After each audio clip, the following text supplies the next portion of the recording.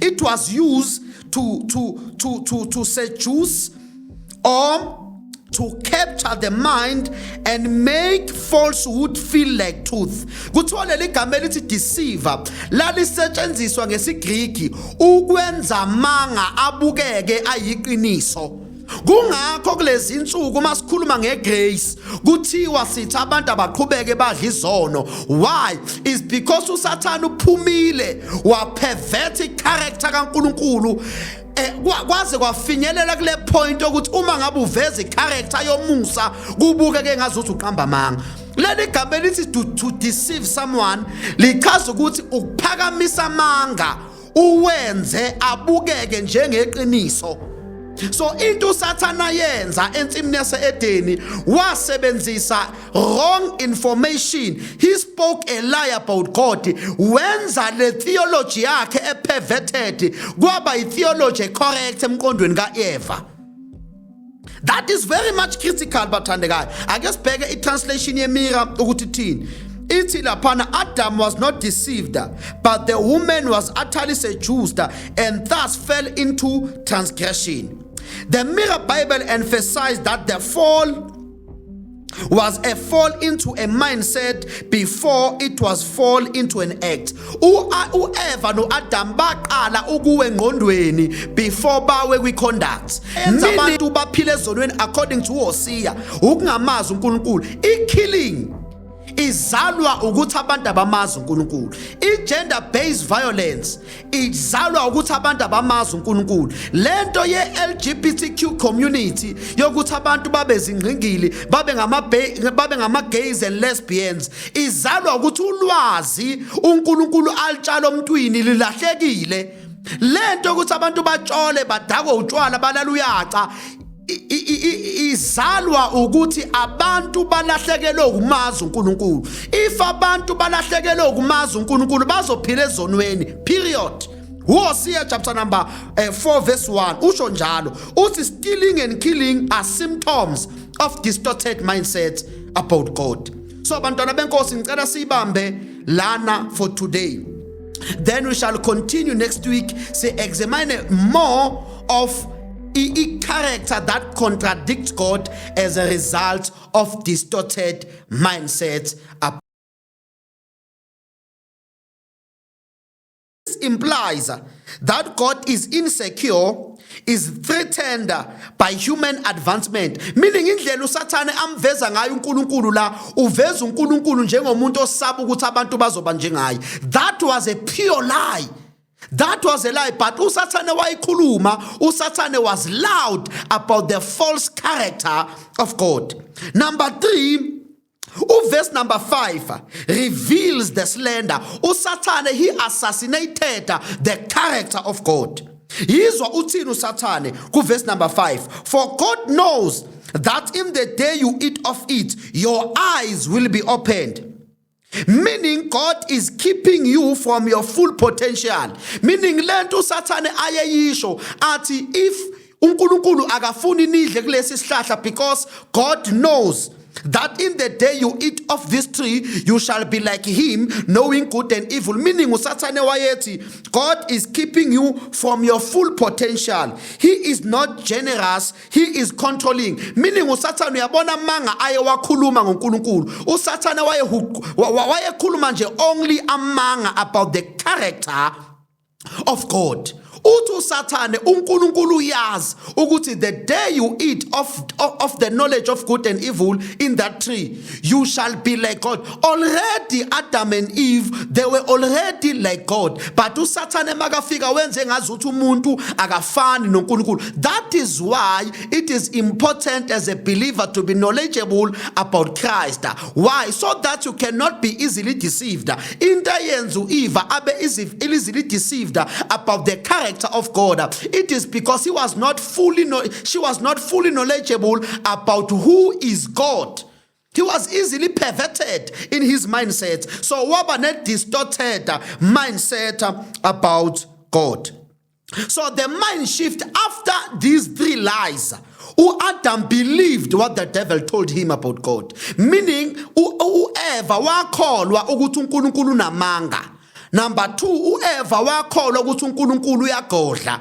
Number 3, uEva wakholwa ukuthi uNkulunkulu akafuni abe njengaye, meaning Eve believed a lie about God. That was the entrance of sin. Ukukholwa amanga ngecharacter kaNkulunkulu. That is why in this generation uNkulunkulu usivusile to be loud and be clear about the character of God. Bazalwane siphumile siyashumayela ngokuthi who is God? God is fully represented in Jesus Christ. Why? Because all along people they've been believing a lie about God. It is high time bantwana benkosi we speak boldly about the grace character of God. We cannot allow the devil to be the one that is always speaking a lie about God. We are here to be loud in the midst of falsehood. We are here to be loud about who is God. We are here to be loud about the true character of God. Inyanga zizothi sikhuluma zobe sikhuluma. Abaprofethi bamanga bazothi beqamba manga ngoNkulunkulu. We will flood the whole social media with the revelation knowledge of who God is. It is high time yokuthi singabi silent njengebandla siphumile to reveal the true character of God, because into eyenza umuntu awe ensimini yase-Eden ukuthi uSathane wathatha initiative yokukhuluma ngoNkulunkulu waqamba manga, and unfortunately uEva wakholwa ngamanga ashiwo uSathane about the character of God. So there was a mind shift in the mindset of Adam and Eve. Number 1, Eve moved from seeing God as a gracious father who freely gives every tree for good and for food.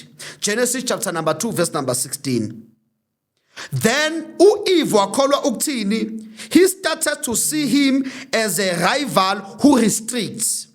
The first sin was not eating fruits. It was believing a lie about who God is. Conduct followed consciousness. Ngicela sibambe naku bazalwane. The actions of sinning are a result of distorted mindset about God. People, they sin in their conduct because they do not know God. Kwaqala ukuba perverted emqondweni kaEva ngoNkulunkulu, then kwalandela isenzo. Angazi noma niyezwa abantwana benkosi. Into yokuqala, the real problem was in the mind, meaning the distorted mindset about God precedes the sinful actions. Umuntu kuzakwazi ukwenza izono kwi-conduct mele aqale abe nengqondo that is not accurate about the character of God. Let us see now the New Testament commentary. Ake sibheke ukuthi ithini New Testament ngento eyenzeka kuGenesis chapter number 3 verses number 4. 1 Timothy chapter number 2 verses number 14. We see Brother Paul giving an explanation of what happened in Genesis chapter number 3 verses number 1 to 6. And Adam was not deceived, but the woman being deceived fell into transgression. Kuthiwa umuntu that was deceived was Eve. Ake sibheke leli gama elithi deceived lichaza ukuthini. Leli gama elithi deceived is a Greek word exapata. E-X-A-P-A-T-A, exapata. Leli gama elithi exapata lichaza ukuthi to seduce wholly, to cheat, to lead astray from the truth by false reasoning. Ngicela ukuliphinda leli gama elithi exapata, to deceive. Lithi Bible, it was Eve who was deceived. Ngifuna sibheke ukuthi leli gama elithi deceived lichaza ukuthini. Kuthiwa leli gama elithi deceived lichaza ukuthi to seduce wholly, to cheat, to lead astray from the truth by false reasoning. Meaning to deceive someone is to bring a false knowledge with the intention to lead him astray. So into Sathana yenza, he used false reasoning to pervert the mind of Eve about who God is. Ngicela sibambe lento bathandekayo. uSathane wasebenzisa a wrong information weza ne-false reasoning to pervert the mind of Eve about the character of God. So leli gama is not just only to trick someone, it is a complete mental hijacking, meaning to deceive someone is to hijack the accurate and the revelation knowledge that is in the mind of a person. Makuthi umuntu uyamdeceive usuke umroba iqiniso elisuke li-exist emqondweni wakhe. Kuthiwa ke leli gama in Greek understanding lichaza ukuthi it was used to seduce or to capture the mind and make falsehood feel like truth. Kuthiwa leli gama elithi deceiver lalisetshenziswa ngesiGriki ukwenza amanga abukeke ayiqiniso. Kungakho kulezi insuku masikhuluma ngegrace kuthiwa sithi abantu abaqhubeke badla izono. Why? Is because uSathane uphumile wapervert icharacter kaNkulunkulu kwaze kwafinyelela kule point ukuthi uma ngabe uveza icharacter yomusa kubukeke ngazuthi uqamba amanga. Leli gama lithi to deceive someone lichaza ukuthi ukuphakamisa amanga uwenze abukeke njengeqiniso. So into Sathana yenza ensimini yase-Edeni wasebenzisa wrong information. He spoke a lie about God. Wenza le theology yakhe perverted kwaba i-theology correct emqondweni ka-Eva. That is very much critical bathandekayo. Ake sibheke i-translation yeMira ukuthi thini. Ithi laphana Adam was not deceived, but the woman was utterly seduced and thus fell into transgression. The Mirror Bible emphasized that the fall was a fall into a mindset before it was fall into an act. Eva no Adam baqala ukuwe ngqondweni before bawe kwi-conduct, meaning the origin of sin was mindset, the entrance of sin was mindset. Isono sangena ngomqondo. Yimuphi umqondo? The perverted mindset about God. Let us see now before siya ngasemaphethelweni ukuthi what happens when a man believes a lie about God. A distorted God concept produces distorted living. A distorted mindset about God produces a distorted living.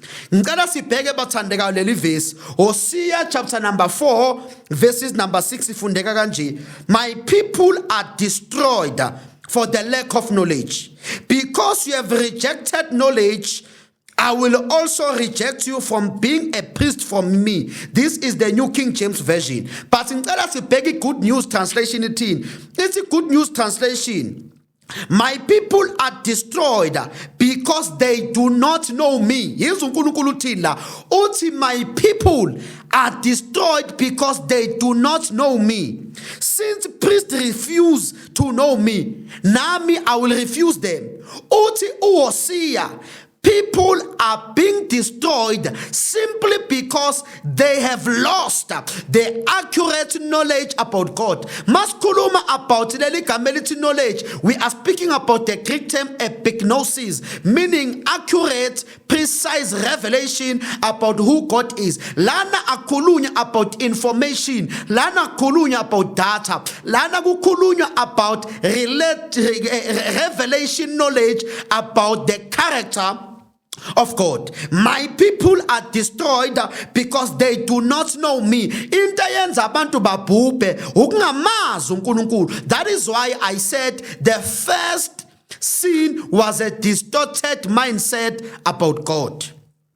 What does it mean to be a priest in the sense of reflecting God? Under the old covenant, a priest's job was to represent God to people and people to God. Exodus chapter number 28 verse number 1. But the deeper role, priests were to mirror God's nature to the nation. When Israel saw the priest, they were supposed to see what God was like, his mercy, his holiness, his grace. So leli gama elithi priest lalichaza ukuthi is a person that reflects the nature of God. But yizo Hosea uthini? Uthi Hosea, my people are destroyed for they lack knowledge about God. Because you have rejected knowledge, I will also reject you from being a priest for me. Meaning you cannot reflect the God you do not know. Lentshumayelo ethi abantu abayeka izono ayisizi if umuntu engena knowledge kaKristu. Lentshumayelo abayishunyelwa abafundisi ematendeni ukuthi abantu abayeka utshwala, leyo preaching ayisizi if ingqondo ayikaguqulwe ngecharacter kaKristu. Umuntu mele aqale aguqulwe ingqondo bese ingqondo will change the character. Hosea says, you rejected knowledge of God, so I reject you from being a priest. Meaning, when your knowledge of God is corrupted, you can no longer accurately reflect him. You misrepresent him. And when leaders misrepresent God, people perish.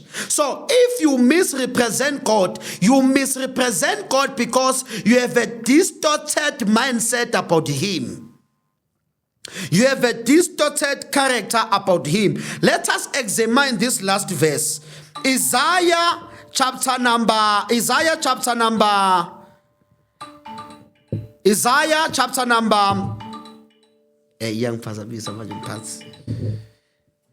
sorry about that. Isaiah chapter number 13, Isaiah chapter number 5, verses number 13.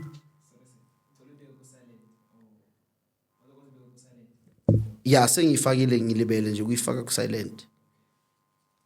So we have 8 minutes left. Okay. Whole booking. Should I add more because they wanted to cafe. So angazi uthini usisi. Angithi bekufuneka kube yi-hour vele, so angazi ukuthi ngenze njani. Angithi izokwazi ukukhatheka le.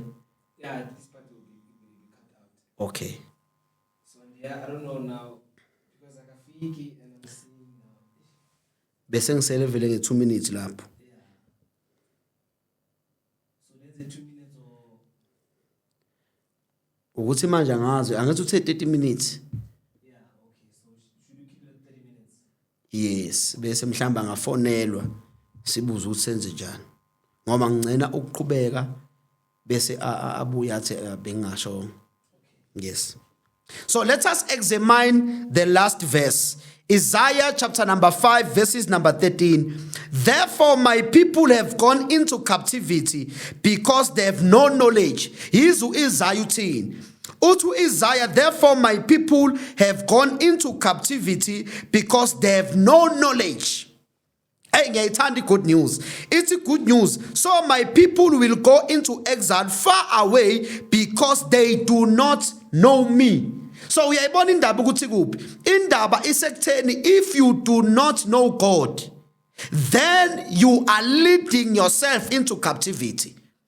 Into eyenza abantu baphile emakhamandeleni ukungamazi uKristu. Into eyenza abantu baphile ebumnyameni ukungamazi uNkulunkulu is a distorted mindset about God.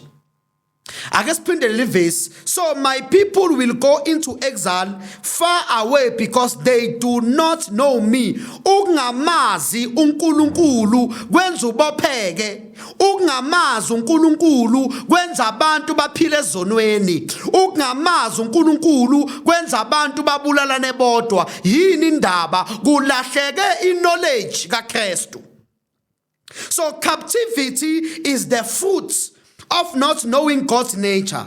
Not knowing God as gracious Father leads to slavery or to fear. Ukungamazi uNkulunkulu, ukungayazi igrace character kaNkulunkulu yenza uhlala usaba. Kunabantu abasaba uNkulunkulu, ungazi ukuthi lo muntu umsabelana uNkulunkulu. Why? Is because ulahlekele ukumazi uNkulunkulu. So yabona abantwana benkosi, lento eyenzeke ensimini yase-Edeni yamosha umhlaba wonke. Yamosha umhlaba wonke. That is why funeka sishumele ivangeli ngempela bafowethu. Singadlali. Ngicela si-examine leli point. A corrupted conduct as a result of distorted mindset about God. Ngifuna sibheke iconduct yabantu esenzweni. Ngifuna sibheke izono ngenxa yokungamazi uNkulunkulu. Yizo Hosea chapter number 4 verse 1 to 2 uthini. There is no truth or mercy or knowledge of God in the land. By swearing and lying, killing and stealing and committing adultery, they break all restraint. Ngicela sifunde nge-good news. It's good news. There is no faithfulness or love in the land, and the people do not acknowledge God. They make promises and break them. They lie, murder, and steal.